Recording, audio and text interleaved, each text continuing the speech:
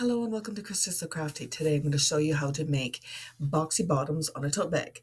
Now this is a pattern that I made a while ago, and the boxy bottoms are nice and big. They're like a 3-inch bottom, which is fantastic. So if this is something that interests you, stick with me and I'll show you how to do it. What to do is take our fabric and put these right sides together like this. And I'm going to do boxy corners on it. And I'm going to cut, I don't know if a 2-inch will be big enough. So basically what a boxy bottom does is if you cut out these squares and sew down the sides, and then we'll fold these a special way, it gives you a flat bottom. And so that you can sit your bag and it'll stay kind of standing, right? Rather than if it's just like this, it won't be able to stand very nicely. I think actually I might do a 3-inch. So I have my little Omni Grip ruler here because then it has all the measurements on it. So I think can you guys see? I think a 2-inch one would be too small. So basically if you cut out a 2-inch square, you're cutting it out from both sides, you end up with a 4-inch. So a 4-inch bottom of a bag will only be to here. And I think I want it bigger because I'm going to use it for yarn. So if we do a 3, so then it's going to be 6 inches, right? So this is 5.5. So now it will be approximately that wide. I think that'll be better. I'm going to draw a 3-inch. You see that? Oh yeah, I can see it. So I'm going to line this up across here and here. Draw my lines. And then I will cut that out. So let's move this over. So I'm just going to turn this way so I can get it all laid out nicely. Now I do have both pieces of fabric here. So when I cut this, I'm going to cut through both of those. All right.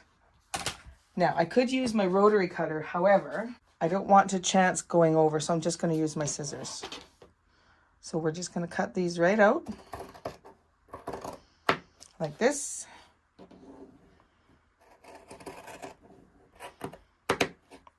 Now, if you're keeping squares for making a quilt, you have 2 3-inch squares right here. You could keep them. I do actually have a container that I keep 3-inch squares in, so I'm going to keep those. Because God forbid we ever throw anything away, right? So let's bring this over. Cut this out. Like that. And now we can start putting our bag together. With this material, it frays a lot. I think I'm going to use my serger, and I'm going to serge down this edge, across the bottom, and then back up this side. That will just help to keep all of these frayed edges in order. If you don't have a serger, you could use just a regular zigzag on your sewing machine. I would still do a straight stitch first. I would do my straight stitch, and then I would go back and I would zigzag these. That's just going to keep all of these pieces in so that they're not so crazy inside your bag. I'm going to go set up my serger and we'll go from there. So to begin with, I'm going to make sure everything is all lined up. And I'm going to pop some pins just in the center here. I don't want to put it too close to the edge because you do not want to hit a pin with your serger needle. That would not be good. I think that'll hold everything in place. And I'm just going to run this through the serger. So let's pull this in. Now I have a Brother Lock 1034D. All right, I'm going to bring this in. Now, I do have my blade on here, so it's going to trim off a little bit. I'm going to put it so it's just going to take off the smallest amount.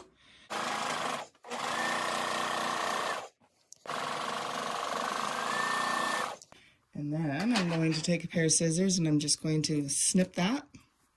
Don't sew here yet. Now we're going to go across the bottom.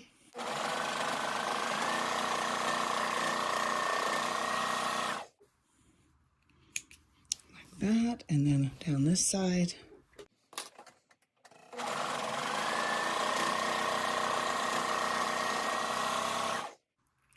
As you can see, I really didn't take off that much. I just very edges, but it just finishes the edges so nice and keeps it so that it's not going to fray. And because I'm not putting a lining in this bag, it's very important. If you were putting a lining in the bag, you wouldn't really need to do this because it's going to be enclosed between the lining and the outside of the bag. But because I'm not putting in a lining, I wanted to use my serger to make sure that everything was nice and neat.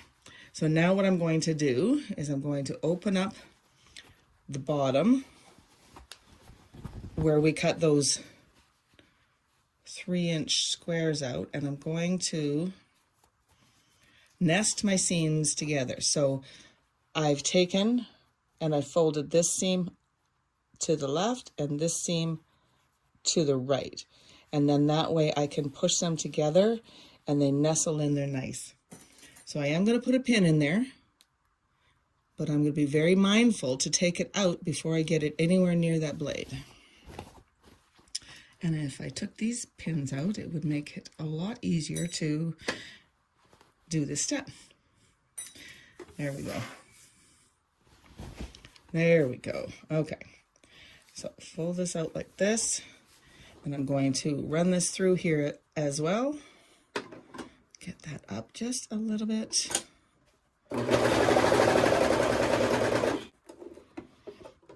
And I'm going to remove that pin.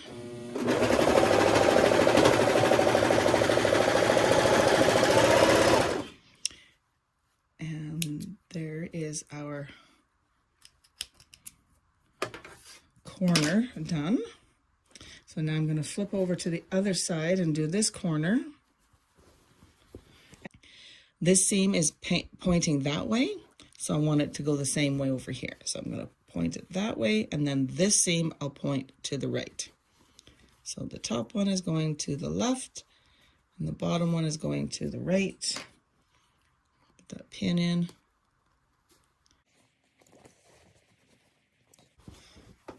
And away we go.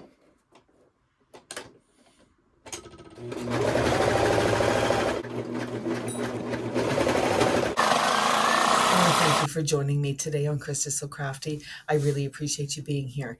The boxy bottom is something that you can use on different size of bags, any type of tote bag. You can make a small one as like a 1-inch, or you can go all the way up to like a 4 or 5-inch. Just remember that if it's a 2-inch that you're cutting out, you're going to end up with a 4-inch base. If you cut out a 3-inch, it's going to be 6-inch. So basically, you're going to double that number. Just as long as you remember that, you're going to be good to go.